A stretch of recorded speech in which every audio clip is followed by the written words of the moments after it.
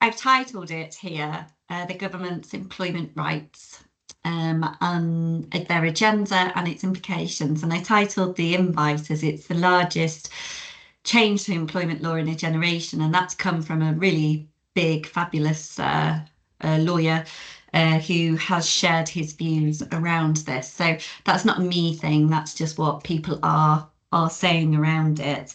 One thing I do want to just share with you all is this is a get ready, this isn't a go. So I want you as managers and business owners to know what's coming, because it's going to start coming at a faster pace from an employment change perspective than we're typically used to. So the more I can help you get in the right mental headspace, the more as we advise you that the change is now upon us and it's moved, the easier you're going to find that transition. Okay, so this is the start of many briefings in reality for you. And just on that, the way in which we communicate to you is all through our newsletters, our quarterly calls, as well as our videos through to you. So please, most of you are really good actually at watching them, at looking at the stuff, but please just make sure that you are always looking at that now, because that's how we'll tell you what the changes are. And then we will expect you as a business owner to think about that. And if you need some more support, come to us and we'll help you at that point with further information if required. But there will be some things that I'll allude to as we go through that everybody will need, and therefore Chloe and I will just be working on that. Okay. The other thing is with questions as we go along, if there's a lot to get through because they did have the heaviest agenda, Labour did, and they got into power, and therefore it's the heaviest employment agenda. So there's a lot to get through. So if you do have a question, so you don't lose that by the time we get to the end, just put it in the notes, and then Chloe and I'll pick that up at the end, and we'll go through all of the Q&As at that point. I hope that's clear for everyone. Is that okay? Put maybe a thumbs up or something so I can see you're all right. Okay, yay. Thank you so much. I appreciate that. Okay, so as I said before, Labour did have a really big kind of ambitious plan. They had like 20 legal pieces that they wanted to get through, and they stated that they would do it within the first 100 days of coming into Parliament. I was pretty sceptical, I'll be really frank. I was like, will they though? But when the King's Speech came out and it was exceptionally clear that they weren't just making progress, they were really on it, that I changed my mind as to whether or not they were going to hit their targets. I really do think that they will. They're their targets, not mine, but I have become increasingly confident that they are going to start putting all of this in motion. So kind of what time frame does that mean? And on that means that it would be put in place by the 13th of October of this year, and then it would start, and after that it would start to take what's called parliamentary kind of legal impact. So one of the things I thought would be useful would be, well, what's Meg talking about at that point? What am I saying?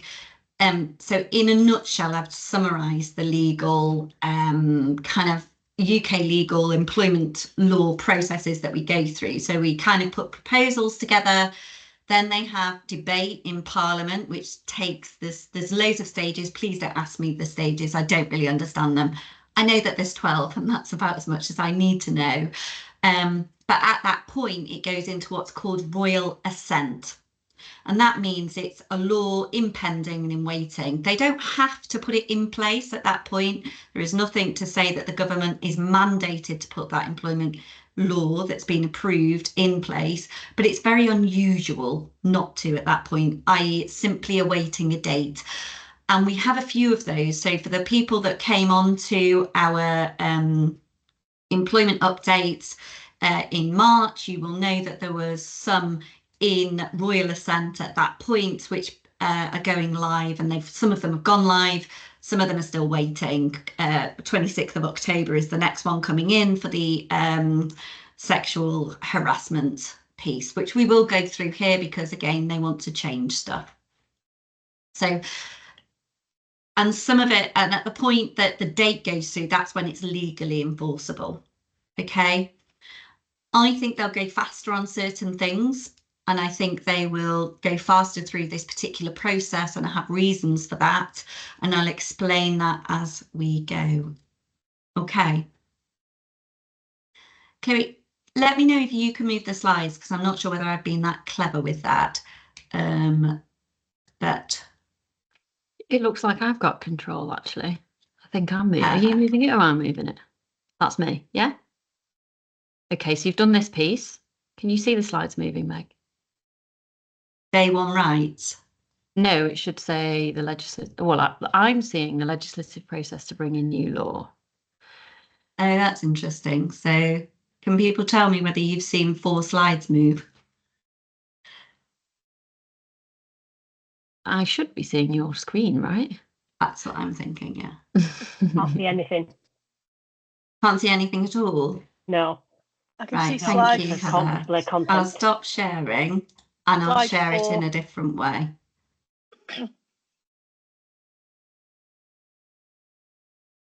Huh.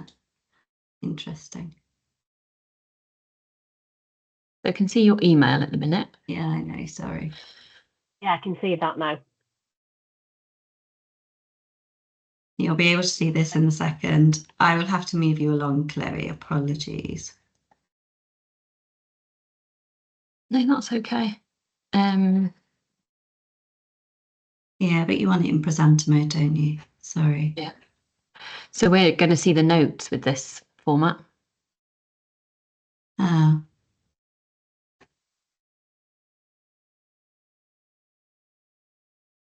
Okay.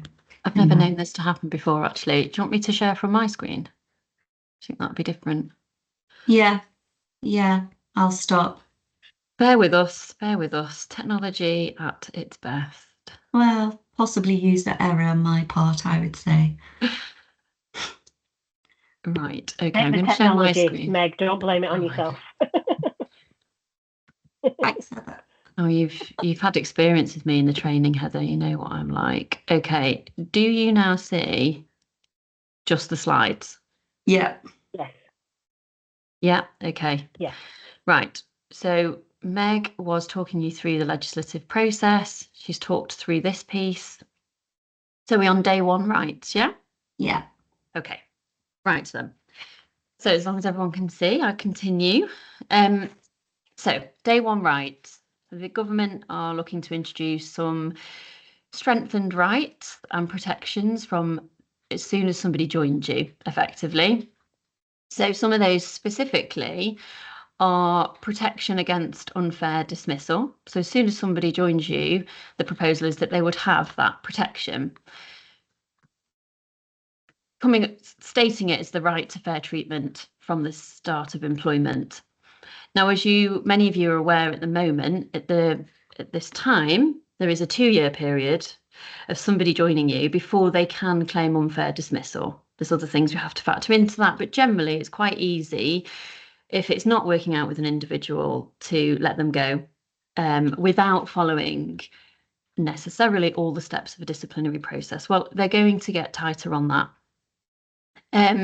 Now, the 2-year period came in 2012, and prior to that, it was a year of employment before you could bring in unfair dismissal. So this coming in at day one, it's quite a clear message, and we'll follow that closely because that will impact everybody. And we know we do a lot of short service dismissal, so we do need to be very mindful of that once we know more about it. The guaranteed sick pay, so we'll come on to sick pay a little bit more shortly as well, but they're looking at removing the waiting days. So as soon as somebody's off, they'll get SSP from day one. Is their current plan. And parental leave entitlement, I'll come on to again in more detail around that. But the rights, again, are going to be available immediately if this goes through court and is agreed, meaning that people can apply for unpaid parental leave from day one of joining you. So they're key changes that we will stay close to and will impact everybody potentially on the call here today, especially for unfair dismissal and the sick pay. So pay, they are looking to change things around pay and wages for employees and workers. So what does that look like? So there's a few here to go through. So first of all, they are proposing that they will remove age bandings. So as you're probably all aware, there's currently an apprenticeship rate, a rate for 16 to 17-year-olds, a rate for 18 to 20, and then a rate for the national living wage. And they're looking to eliminate them all, which we presume right now, some of this is presumptions, but educated guesses, that they'll put everybody on the same bracket, which would obviously have huge impact, particularly where quite a lot of you as clients bring in apprentices and it works really well for you and you can support that initiative and can support apprentices because it's at a lower rate. That may move, so we'll keep a close eye on that. So the reform of Low Pay Commission, the Low Pay Commission is actually a body that make recommendations to the government about the living wages that they introduce. And they want to ensure that this is actually accounting for the cost of living. With that having gone up quite considerably in the last number of years, they're saying maybe we need a reform of this body and check that the national living wages that we're bringing in are appropriate considering the cost of living. They're also looking to introduce paid travel time. Now, some of you, this doesn't impact, but we do have a lot of clients who have multi-site and they have a lot of people that do travel and travel the length and breadth of the UK. So this would have an impact. So this is suggesting that anybody who's travelling, we would expect more than a reasonable commutable time of half an hour, that travel time would need to be compensated. Now that could have a huge cost and a huge bearing on some of our clients. So that is a big one that they're bringing in, but we can see that it's very much on the employee side to ensure that everyone's getting fair pay for the amount of hours that they do. They want to look at sleepover hours, and they've referenced this very much around the social care sector, which none of our clients are in. But we're actually not sure at this stage whether that may mean for those people who travel and stay over in a hotel overnight down in London, for example, for work, if it would include that. I would think not, but we don't know yet, so it's worth mentioning here. The fair pay agreements in social care isn't relative to anybody on the call, but it's sometimes interesting to know so you get a full picture of what it is that they're introducing. And a complete ban on unpaid internships. And what we'll need to establish is this going to be quite specific around the word internship, or does this include work experience as well? So more and more is to come out on all of these. But again, I know many of you bring in relatives, family on internships to support them in the development for work, in the development of experience in work. And it appears that they want to ban this altogether unless it's part of an educational course or a university degree. And again, all of this is around exploitation. So I think they're looking quite closely at where in contracts are people potentially being exploited. Next slide, Meg, please. I think I'm moving it. I was going to say, I don't think I can. Am I doing this? Okay, I think I'm doing it. I have the power. So sick pay reforms, I said I was going to be coming back to this point around sick pay. So they are looking to strengthen the provisions of statutory sick pay. And what does that mean? So they want to eliminate the waiting days. So you're probably all aware that there's the 3 waiting days. And then if somebody's off for longer than that, SSP starts to kick in. So from the 4th day, they start to get some payment. They're looking to eliminate that altogether. They're also wanting everybody to have the opportunity to receive SSP. So when we say worker, they do distinguish who's a worker and who's an employee. Anyone on an employment contract is an employee in your business. If you've got casual workers who have an agreement and not so much an employment contract, they're classed as a worker. And actually Meg talks a little bit more about what they're looking to do on those sort of contractual rights for workers and employees as well. But what they're saying is anybody who's working should have the right to SSP. And then they're looking to adjust the rate. So SSP is quite low at the moment. I think when I last looked, was it 87 pound a week or something, Meg? So it is quite a low amount. They're looking to adjust that. What that would be, we don't know. We'd suspect it may be to mirror the national living wage rate. But again, it's all about fairness and reasonableness and protecting the rights of people and employees. Sick pay reforms. Okay, so enhancements to worker benefits and the fair distribution of tips. Now, this actually is something that you may have seen us blog about recently, because this is something that was being introduced even previously to the Labour government and is going to come into play, a new law and code of practice from the 1st of October this year. So if you are in hospitality, your teams do regularly receive tips for the work they do. There is new law that's being passed as of the 1st of October, and we can provide a lot more information around that if that does impact you and you weren't aware of that at this moment in time. In Labour, throughout a lot of this, you'll see the word strengthening. Labour do want to strengthen that law to protect workers' rights to receive tips. What that means we've yet to see. But one of those things is allowing the workers to have a say in how those tips are distributed, which we haven't seen yet in this code of practice. The code of practice that's coming out in the 1st of October that is there already is that tips are to be passed on in full. Tips will be allocated fairly and transparently to all the team. You'd have to introduce a tip policy. Distribution of tips has to be within a month of them being received, and it all has to be recorded. So there is quite a lot coming in this regard anyway. And it may not impact anyone on this call right now, but we do have clients who are in the hospitality environment, and this will impact them. So again, the government are looking to strengthen that more for transparency and fairness across anybody who receives tips. Meg. Yeah, so single status worker is the next kind of chunk, which is, and I'll be honest, I've popped a few other little bits in there because it's all about the right contract and what do the contracts mean, because they're actually talking about quite a lot of reform in this area as well. Next slide, please, Bob. Thank you. And can you populate it? Sorry, I've not got the controls.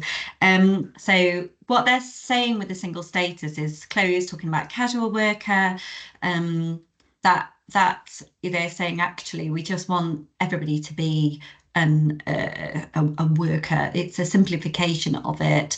So they really are looking to remove that, which means you're going to have a lot more employees.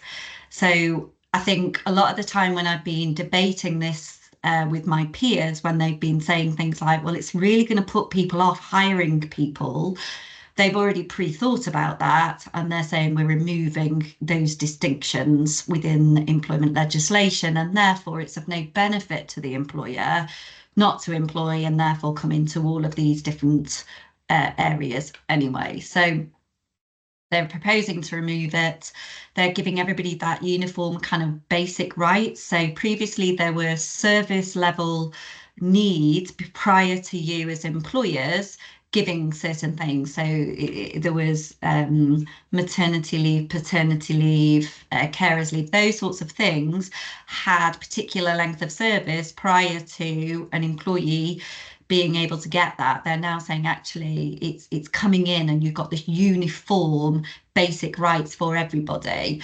And the similar kind of, that's a principle you're seeing that are patterning throughout this legislation changes, is they want everybody to be entitled to the same thing, and they want everyone to be remunerated in a similar way. And this is all about Labour's piece on, we need to look after the welfare of the country, we need to support these people.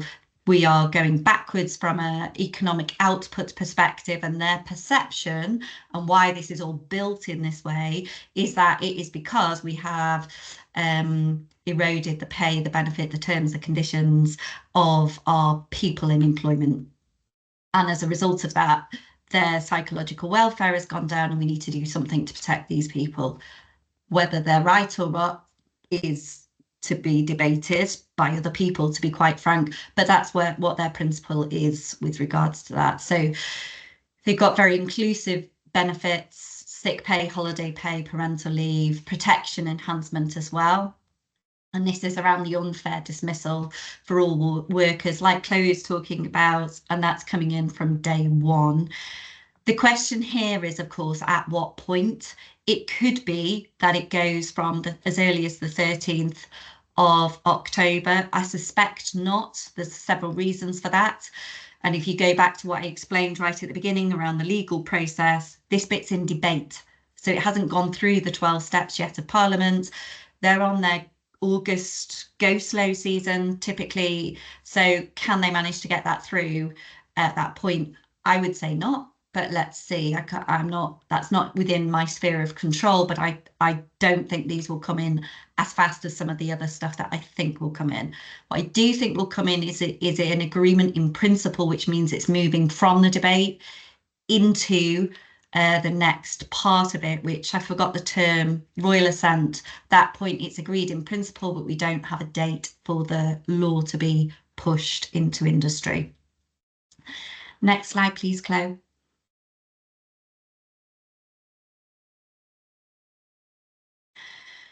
So the ban on one-sided flexibility, 0 hours, we get a lot of that. This is peppered throughout our client base. I think this one will come in quickly, actually. And the reason I think that one will come in quickly is because the right to a regular contract is already agreed. And the 0 hours piece is exactly the same principle. So the fact that the law has been agreed in principle, as the previous law being unfair, around regular workers, which is agency workers and things like that, that if they should have a standard contract if after 12 weeks of regularity. They're saying very similar process for 0 hours. So say I was working 0 hours and actually when in 12 weeks time I've actually been working 15 weeks every single week, then I would be entitled to a 15-week contract going forwards on that. That's effectively what I'm saying. And because that had already been gone through and is in royal, not even in royal assent, sorry, it's in the final stage, it's just waiting for the law to go in. From my perspective, I don't think it would take much to push that through. Again, I'm not in charge of that. I just expect that one to come in very quickly. So for those that are utilising 0 hours contracts, I want you to start thinking about this law and thinking about, do we need to start having conversations with you to shift people into it so that you're in a better space than reacting to the law, you're ahead of it. And this is the other piece around it. It impacts, I think, more the hospitality industry. So shift changes, so they need to have reasonable notice. They haven't defined what reasonable notice is, but bearing in mind previously the rota reasonable notice was 2 weeks. I suspect that reasonable notice will be similar. So compensation then for shifts that are cancelled, which I think will hugely impact the hospitality industry that are typically known for, even when you're on shift as a casual worker, sending you home without compensation through. Next slide, please. And this one I think will be fairly large for our smaller businesses, in that previously it was up to us as an employer. If we had a subby, we call them, a contractor, somebody delivering support for us, it was up to us typically whether we wanted to protect our business and put a contract in place to say what services we wanted them to deliver to whom by when. So it was more of a useful tool. Now going forwards, I say now, shortly it's going to be as much of a need for that population to have their contract on day one as anybody else. So that will need quite a shift for most of our clients. This one already came into force. So the Conservative government put it into force in July, but Labour are further strengthening the employment fire and rehire. We very rarely did it. It was always ill-advised. When we typically did it was when you couldn't afford to pay the more generous benefits that you had before, and you've had a downturn in work. You still want to keep all of your team, so to avoid the need to make people redundant, you would offer people lower terms and conditions, and in the event that they didn't accept them, you could do something called a firing for some other substantial reason and offer them a rehire. But they are going to now enforce that. So they changed the regs a lot. They were saying the biggest change that they want to bring in is exactly that piece around, instead of making somebody redundant, you wouldn't then be allowed to fire them in the event that through a redundancy process, to avoid the need of redundancy, they said, I am not taking the reduced terms and conditions. Previously, we could fire and rehire. Now they're saying that would be illegal practice. It's not through yet. That part isn't through yet, but let's see. Do you want to just do the rest? Yeah. Yep. I don't believe our clients particularly, I don't think you guys particularly are going to find that hugely difficult, because we very rarely have conversations with you in regards to it. But if it was in your head that you could do that, we need to think again. Yeah. Thanks, Meg. Okay, so this next part is around employees' work-life harmony, or you may know it as what we refer to as work-life balance sometimes. And it's a point at the moment just to mention that a lot of what the Labour government have been focusing on and is driving some of these changes is around both the mental and physical health of people in work, with the recognition, and a lot of us would understand this, that when we have our mental and physical health, we operate at our best, we'll perform at our best, we'll be in employment, we'll be very productive, and it can only help the economy. So a lot of this sort of feeds into that, but this next section very much so. So this first bit about flexible working, I must admit I'm a bit perplexed about what they're looking to change about flexible working, because they talk about it being available from the first day of employment. And hopefully now you're all aware that as soon as somebody joins you, since April this year, they could join you on day one and say, actually, I don't want to work 5 days. Could I look at doing 4 compressed hours in 4 days, please? And that's a flexible working request, and they have that right from day one. I think some things they're bringing about, though, are making it applicable to all workers to request that, not just employees.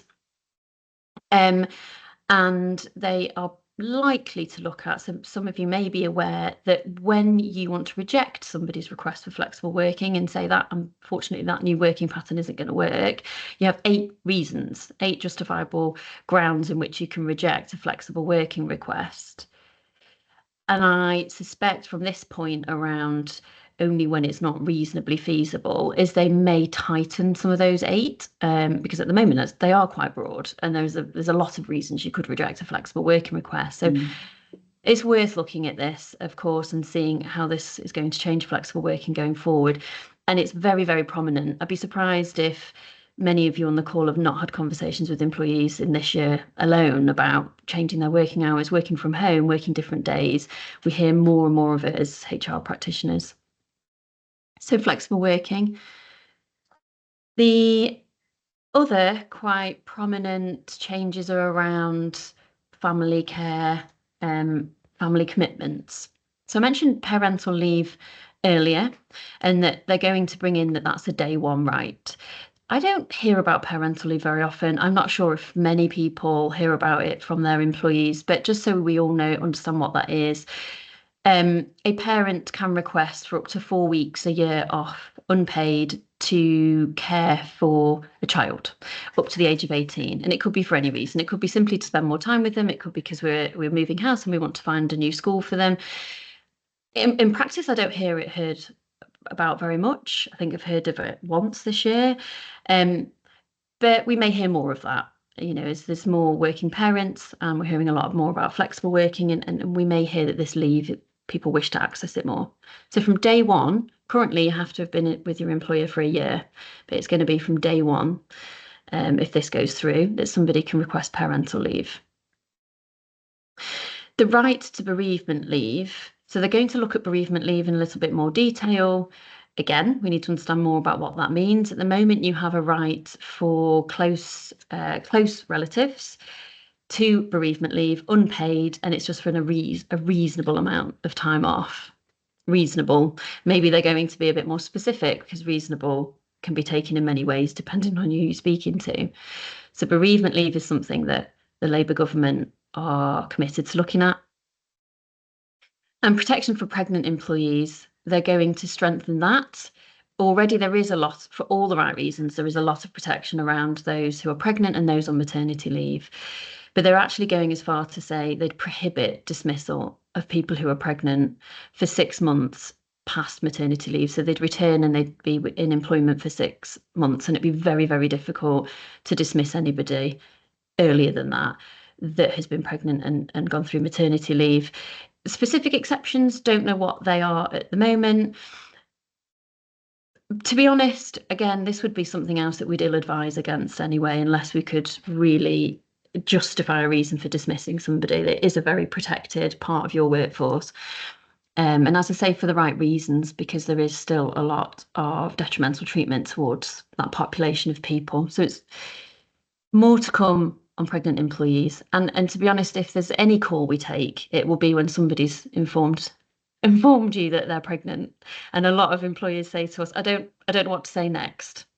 I don't want to get it wrong. So I think we're all quite clear that there is protection in that area already.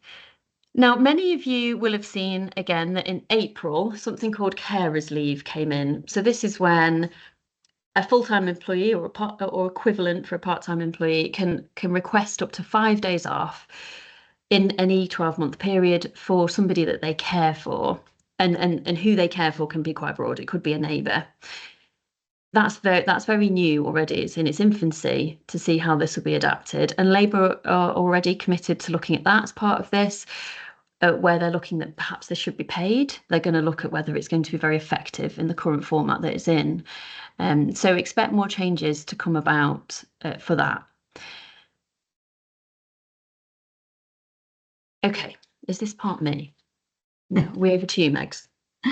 Well, so I've sort of bunched a few things together actually around diversity and inclusion, but the first one is around the sexual harassment.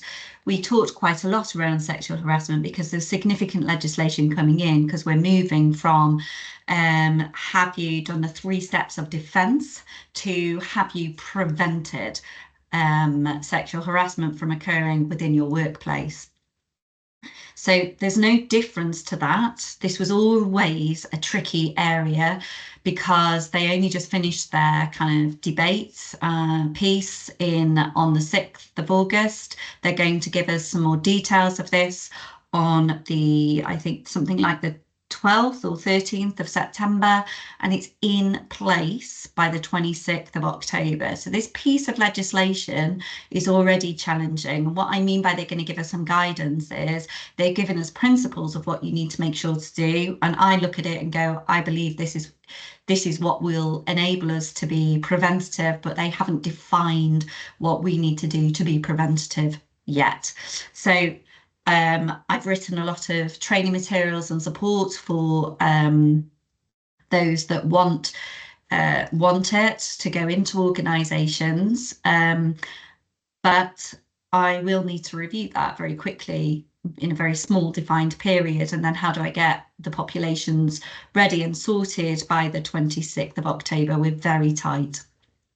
So in principle, though, I think everybody agrees we need to make sure that we've got harassment-free work environments, and there's now mandatory to create safe conditions for all employees.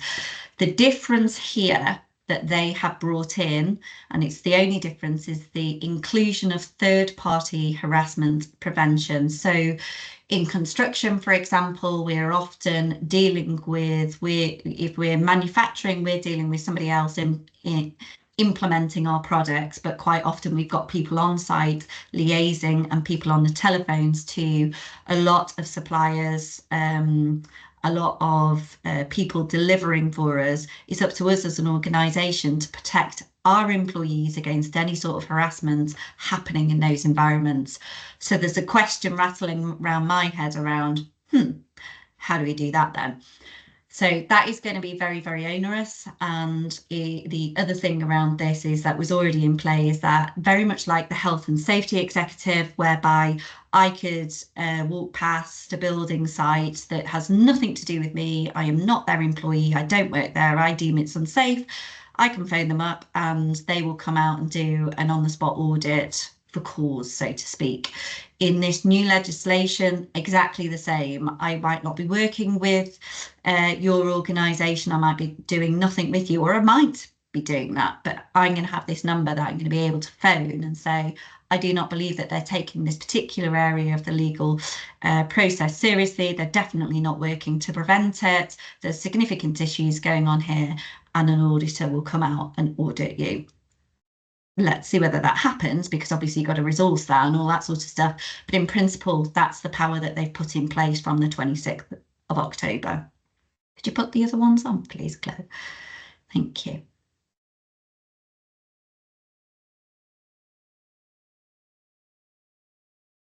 So the other thing that's quite important is that they're increasing the already very large, it's the largest cost to an employer should you be put through a tribunal here, but they're saying actually we're now giving the right to the tribunals to increase that further by a further 25%. So the already very high cost is increasing potentially as well. Next slide, please. And this, I've put it in the same bit, but this is in draft, so it's in debate form. So this will be later. And also, to be quite frank, most of you will not be impacted by that. And the reason is that you are bound by all of the laws of the country when you employ just one person. Always have been, always will be. However, you're not mandated to report to the government until you're at currently 250 employees and above. That's what this is about. Okay, it will impact you because of what they find based on this reporting and data, but because that's how they shape the laws of what they decide to do on the back of it. But that would be way down the line. They are also talking about shifting that to 500 employees from a reporting perspective, but again, that's not in at all at the moment. So 250. You will have heard of the gender pay gap reporting. I feel sure most people would have seen that all the way through the news. They're now talking about let's do it for race and let's do it for disability. So having systems in place as you start to encroach on those sorts of numbers to enable you to easily pull this data out of your system will become more and more important for people, depending on how big you are. If you're 20 employees, let's not worry. If you're 100 employees with a strong growth rate, yes, let's start thinking about it, because it's a very onerous report, even for gender pay.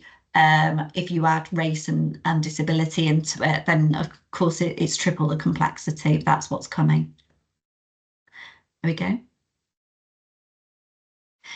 And again, 250 employees and above for menopause. So menopause has got a lot of traction recently, with some brilliant celebrity focus on it. What they were finding was most women in the workplace were coming out, so significant level of skills coming out of the workplace whilst they went through menopause. And so the view is we need to work harder to try and find a way to keep and maintain people who are going through the menopause in the workplace. So what does that look like? So they are looking at putting in this for employers who have over 250 employees. But of course, what that will mean is any sort of discrimination that we accidentally do because we haven't necessarily dug into this ourselves, we will then fall foul of. So just because you're not going to have it rigorously applied to you, it will be applied. So we need to start helping you based on what we are learning from these bills and these draft conversations that are going out. Next slide, please. Thanks, Meg. Okay, so the Labour government did have a huge manifesto around people's wellbeing at work, which is underpinned by a lot of this and some of what we've shared, even though it's for larger organisations or other firms, you get the general theme running through it. These pieces are at what we might term as an investigative stage, where they want to understand more about the impact of long COVID, but many people have been impacted by it, which is leading to more of an assessment around it from the government, and wanting to focus on how employers can support people in the work environment in general. But we glean that a lot come off long COVID considerations and the impact that's had on people in the workplace or not being able to be in the workplace. And a huge part of Labour's drive is, as I mentioned earlier, is to improve the mental and physical health of the nation. And this is obviously very specific to their employment bill.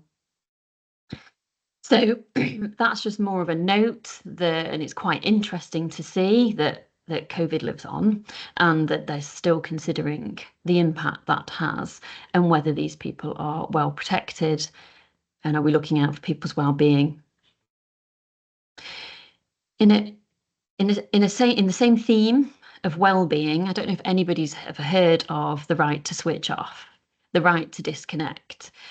And this is an interesting one because I'm very likely to come in, I think, because it's already in place in countries such as Italy, France and Portugal.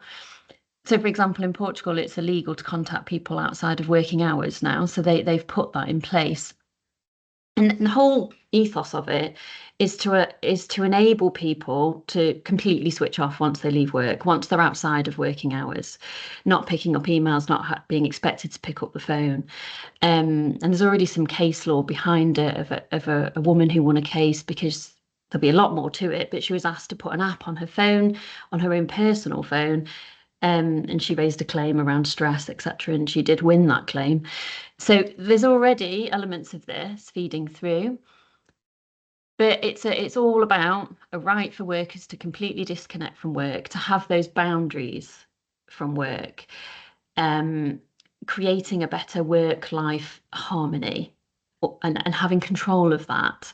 And a lot of this of what we've spoke about links into it, the flexible working practices, for example, having a better balance between family life and more support from your employer when you need things to support your family life. So they're going to create a legal framework for the right to disconnect, and we'll see if this one does go through. Again, it's my assessment of it, but I think if it is out in other areas, in other countries, it's likely to move over to here. And then with Labour, of course, being the ones that introduced trade unions some time ago now, they are looking to strengthen trade unions. And I'm not aware of any clients being unionised. I'm not that familiar myself with working with trade unions. Meg has had to do that within other workplaces she's worked. But it is going to make it more visible, more transparent for all employees to know their rights and to know that they can be part of a trade union and to understand what do trade unions do, and for those union representatives to have even greater protection so that they can't receive detrimental treatment because they're a union worker within an environment. And the key thing here being that bottom one, that the employer duties will be to introduce and inform employees of their rights to join a union, and it will be set out in an employment contract. So that's what they're proposing, and that's not something that's been in there before. Of course, if that comes in, we'll ensure that your current teams are updated or your contracts of employment, the templates of those are updated. Just again, knowing that this is part of their agenda to strengthen the rights of trade unions, it's very likely that something of this will get through. Is this one's me? And then there's three things finally just to make you aware of. So the first one, at the moment, if somebody was dismissed and they wanted to claim unfair dismissal, they have 3 months to put that claim in, or it can be classed as being out of time and disregarded. They're going to increase that to 6 months. which, you know, if I had my say, I think that's not good or healthy for either party, but they are going to look at increasing that to 6 months for a claim. And I guess it's because if somebody's not very well, or, having been dismissed, maybe it gives them more time to gather their thoughts and put their claim together. They want to simplify equal pay overall so that they can enforce equal pay across the different discrepancies. And they're looking to bring in a unified enforcement body. So how I understand that is somebody who witnesses, could be an employee, could be the husband of an employee, for example, who witnesses treatment or behaviours in a workplace that they don't think is right. They would be able to contact this enforcement body. They'd be like the employment police, I guess, and then they'd come into the business and audit it or check it and understand what's happening so that they can enforce those worker rights. That's how I understand that enforcement body coming into play. Yeah, that's still in debate, so we haven't got very much information on it, but we were debating this earlier, weren't we, Chloe? The reason we think that is because of the information that we have around the prevention of sexual harassment. So I suspect that they have liked that as a principle and they just think, actually, let's expand it out. I think, but I don't know. So let's see what that really looks like. Yeah, could be very and busy. What powers they have to enforce. Yeah, it will be interesting. Yeah. Okay. Yeah, to Meg.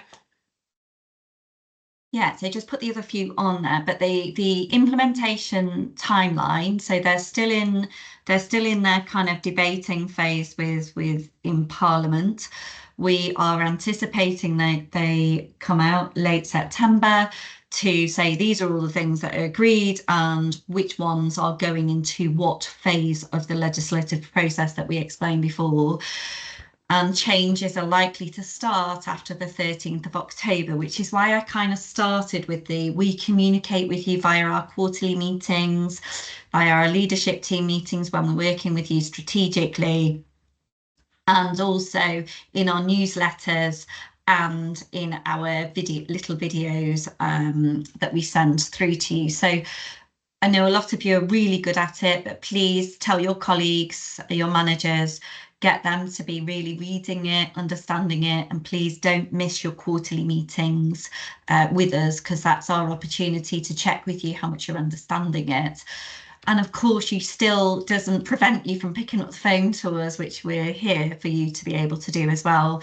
I'd rather we have lots of questions, even if we can't answer them because it's not answerable yet, that we then come back out to you later once it is answerable, than you sit there and be worrying behind the scenes, because that's not great.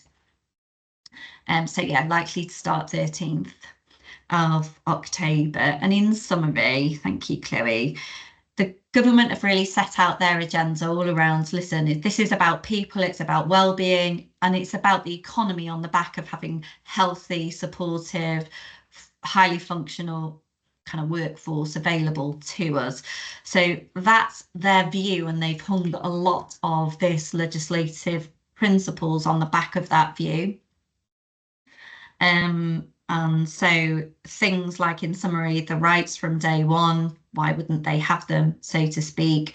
The pay changes that they're talking about to make sure that their labour workforce, I don't mean yours, I mean the UK's, has pay, but that's coming from somewhere, right? And it's coming from business owners' pockets. We need to be thoughtful about that. We need to be really, really much stronger than perhaps we have been before around our processes, around speaking to us when there's niggles, because and around recording absence. So I've spoken to a lot of you about, listen, we really do need to be recording absence properly.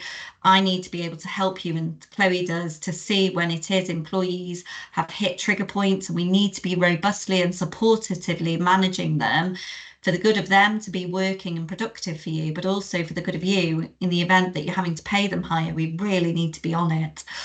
The transparency and fairness of those contracts and all of that and what that means. And next one, please, Chloe. And yeah, those strengthening of the discriminatory laws and equality kind of measurements that then what will happen with those measurements that will get reported, and it gets reported into the Information Commission's office. They do a lot of analysis and then laws are formed on the back of that. So I anticipate we'll have more reforms on the back of that data and information that's coming through. So questions, please all come off mute. Can we take them off mute, Chloe? Probably. There we go. So stop sharing my screen. I will stop recording so everybody can come off. Hang on, just wait 1 minute. And we do have some questions. I've stopped recording now.